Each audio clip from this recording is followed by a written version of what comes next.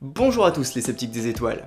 Dans cette brève, on va se détendre un peu là, hein. On va arrêter de parler des attentats, des trucs un peu durs qui nous touchent personnellement, et on va aller se moquer un petit peu de l'Égypte.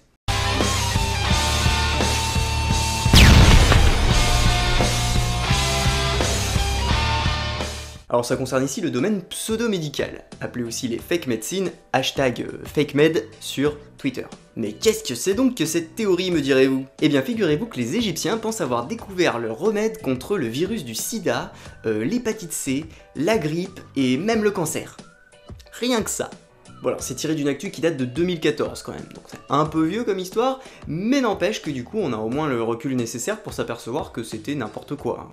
Alors tout commence en 2013 avec un article du Guardian. À cette époque, l'armée égyptienne, qui venait juste de s'emparer du pouvoir grâce à un coup d'état, avait annoncé avoir une machine qui serait capable de détecter l'hépatite C dans le corps de ses patients. Et le Guardian affichait déjà un scepticisme certain face à cette affirmation dont aucun fondement scientifique n'étayait les prétentions. Et puis en 2014, le chef de l'équipe de recherche de l'armée égyptienne, Ibrahim Abdelati, annonce que ça y est, la machine est prête, qu'elle est capable de détecter et de guérir l'hépatite C et le sida, et qu'elle affiche bien sûr un taux de réussite de 100%, jamais vu dans la médecine, hein. ففعلا قهرت الإيدز بفضل ربي سبحانه وتعالى عز وجل بنسبة 100%. وقهرت السي وزي ما قلت 2006 أزف بشرى أخرى. لن تجدوا مريض يعاني من فيروس التهاب الكبد الوبائي بعد اليوم إن شاء الله. Ce qui est intéressant de noter, c'est que le nouveau gouvernement égyptien est musulman, conservateur, et donc sa position officielle, c'est que le sida, ça n'existe pas hein, en Égypte, parce qu'il n'y a pas d'homosexuels là-bas, il n'y a pas d'adultère, il n'y a pas de sexe avant le mariage. Évidemment. Et en même temps, l'Égypte, ce serait le pays au monde le plus affecté par l'hépatite C, avec un taux de 15% de la population égyptienne infectée. Selon une étude que, comme d'habitude, je vous mets en lien dans la description. On en vient donc au paradoxe très curieux, qui est que l'Égypte nous dit avoir trouvé une cure contre des maladies sexuelles, alors qu'ils nous disent que ça n'existe pas chez eux. Assalamu alaikum les amis. Je suis un grand scientifique de l'armée. En Égypte, wallah, il n'y a pas les homosexuels, il n'y a pas l'adultère, il n'y a pas le sexe en dehors du mariage, ça n'existe pas tout ça. Tout ça, c'est des trucs de dégénérés d'occidentaux là. Par contre, j'annonce que, Inch'Allah, on a trouvé les remèdes contre le sida et contre l'hépatite C qui ravagent la population de notre pays. Et grâce à l'armée égyptienne et à notre grand leader, le maréchal Sissi, plus jamais un Égyptien il aura les virus sexuels. Et ce n'est pas tout, une des membres de son équipe de recherche, Hissène Hanafi, a prétendu pendant une autre interview que le même appareil était capable de guérir également tous les autres virus, donc la grippe, etc., mais aussi les psoriasis et même le cancer. Parce que pourquoi pas? Là, à mon avis, vous commencez à vous douter qu'il y a un truc qui pue un peu dans leur histoire. Mais rentrons dans le vif du sujet, comment fonctionne cette machine finalement? Eh bien, selon l'armée, cette machine détruirait les cellules infectées et les remplacerait par des acides aminés à distance, grâce à des ondes électromagnétiques. On voit ici des images de propagande de l'armée. Your lab report says that you had AIDS, and now you don't. You are cured. Là où ça devient amusant et plus très scientifique, c'est que quand on a demandé au chef de l'équipe de recherche comment ça marchait concrètement, il a comparé ça avec une brochette de kofta, du kebab si vous préférez. باخد الإيدز من المريض بغذي المريض على إيدز بديهوله صباع كفتة يتغذى عليه. باخد المرض واديهوله غذاء. وهذا قمة الإعجاز العلمي. Cette comparaison hasardeuse et pas très scientifique lui a valu le surnom de Abu Kofta dans les médias égyptiens. Du moins les médias égyptiens qui n'étaient pas soumis au pouvoir de l'armée. Et donc il promettait les premiers résultats, les premiers soins pour le 30 juin 2014. Et comme vous vous en doutez, on attend toujours. L'explication scientifique du remède, je vais t'expliquer, tu vas comprendre. Tu trouves le virus. Là, ensuite, tu le regardes dans les yeux, ce bâtard d'infidèle. Et tu lui donnes un kebab. Harissa, sauce blanche, sans oignon.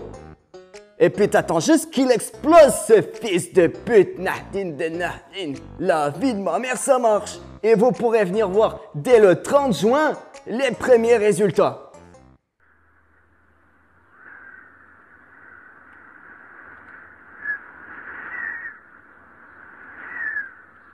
Bon alors si quand même vous voulez avoir un peu espoir en l'humanité, sachez que ça n'a pas suscité que des réactions bienveillantes en Égypte, hein, évidemment. Déjà on ne compte plus le nombre de tweets moqueurs à ce sujet. Nous avons trouvé un remède contre le sida. Pas de blague, ils disent vraiment cela. La semaine prochaine, Sisi va guérir le cancer et ramener les morts à la vie. L'armée égyptienne prétend avoir trouvé un remède contre l'hépatite C et le sida. On se recontacte plus tard quand ils auront sauvé la Terre d'une météorite géante. Ensuite, il y a eu le témoignage exaspéré de Essam Eghi, alors conseiller scientifique pour le président en intérim du moment, qui a déclaré ceci au journal Al-Watan. Je vais être clair et explicite, ce qui a été dit et publié à propos de l'invention des forces armées porte atteinte à l'image des scientifiques et de la science en Égypte. Et bien sûr, cela n'a pas vraiment plu au parti politique Free Egyptian du dictateur militaire Al-Sisi, qui a appelé le président par intérim du moment à virer le conseiller scientifique Essam Eghi pour ses commentaires offensants sur l'Égypte et sur l'armée. A noter aussi la déculottée en direct à la télévision de la part d'un humoriste courageux, Bassem Youssef, suite à cette annonce. Et je vous laisse regarder ça parce que ça vaut son pesant d'or quand même. هم اختراعين مش اختراع واحد، اختراع باريال بيكشف الفيروس، والاختراع الثاني بياخد دم المريض بالفيروس يرجعه له كفته. اسم الاختراع بقى ده ايه؟ كومبليت كيور ديفايس. CCD. اقتنعت يا سيدي؟ كمان ايه يعني لما عالجت فيروسين؟ دول فيروسين بس. يعني هو انا قلت لك 3 فيروسات؟ لو قلت لك 3 شكك. وكمان هناك تجارب حاليا عليه لعلاج لكشف وعلاج انفلونزا الخنازير. 3 فيروسات يعني. ايه يعني؟ اصل بصوا يا جماعه الفيروسات دي كلهم على بعض كده ولاد كلب كده.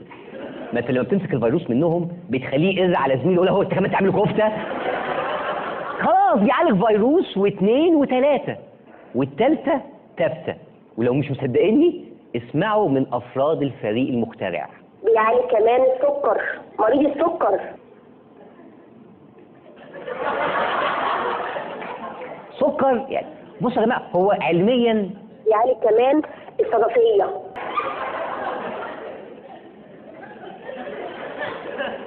صدفيه بصوا هو احتمال الجهاز ده حضرتك بيقضي على اي نوع من انواع الفيروسات، هو مش بس كمان اي نوع من انواع الفيروسات، يعني ممكن الكانسر مثلا والكانسر، لان هو كمان انتي بكتيريا. اصل الكانسر مش فيروس، الكانسر يعني لا يا اختي الكانسر فيروس، ولو الكانسر مش فيروس نشيله قضيه ويعترف ان هو فيروس. لا بس ايه بقى؟ ملاحظه ذكيه قوي ها؟ اصل الكانسر مش فيروس، يعني الصدفيه والسكر هم اللي فيروس يا اختي. Il a l'air bien ce journaliste, hein. Eh bien il a été aussi médecin cardiologue avant, et il a participé à la révolution égyptienne de 2011 en secourant les blessés, notamment sur la place Tahrir. Ensuite il a été pendant un temps l'humoriste le plus influent d'Égypte, grâce à l'émission de télévision dont vous venez de voir les extraits.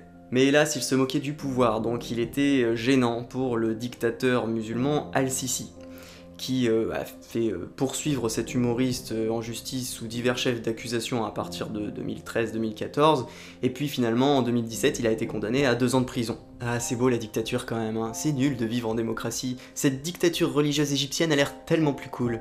Et vous savez quoi, cette annonce de remède à toutes les maladies tombait pile au moment de l'élection présidentielle en 2014, avec le candidat militaire Abdou Fattah al-Sisi. Le hasard fait quand même bien les choses. Toujours est-il qu'après son élection, la machine semble avoir eu quelques problèmes, et on n'en a plus jamais entendu parler. That still doesn't answer the question, is there a cure?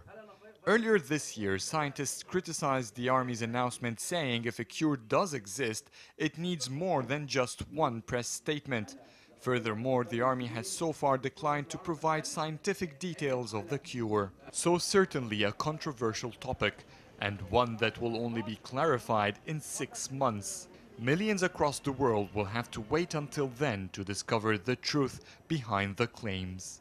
Mais depuis ce jour, l'on n'entendit plus jamais parler de ce remède miracle en Égypte. Et j'en profite au passage pour parler de Cherif Gaber, un youtubeur athée égyptien qui a été poursuivi par la justice égyptienne pour son athéisme sur internet. Et oui, car l'Égypte est en passe de rendre l'athéisme tout simplement interdit et passible de prison. Et il y a déjà eu plusieurs affaires judiciaires un peu choquantes, comme l'histoire d'une mère qui a perdu la garde de son enfant parce qu'elle a été accusée d'être athée par son mari. Bah oui, hein, parce qu'il paraît que si t'es athée, t'as pas de morale. Et la dictature militaire et religieuse commence même à pourchasser et à condamner les athées pour le simple fait qu'ils sont athées. Voilà, après avoir bien rigolé sur cette histoire de sida et de kebab, retenez quand même bien la leçon du jour. Vos droits ne sont jamais acquis. Battez-vous pour eux. il y a toujours des moralistes, des religieux, des militaires, des ce que vous voulez, qui seront là pour venir essayer de vous les piquer, vos droits. Allez, déprimez pas trop non plus. Salut et à la prochaine. La vie de ma mère, ça marche. Et... Tu... Kadhafi, où est l'Arche d'Alliance? Indiana Jones? Mais qu'est-ce que tu fous là, bâtard d'affilée? Je cherche la fois. Ah merde. Oh putain. L'Arche d'Alliance a été ouverte. Non.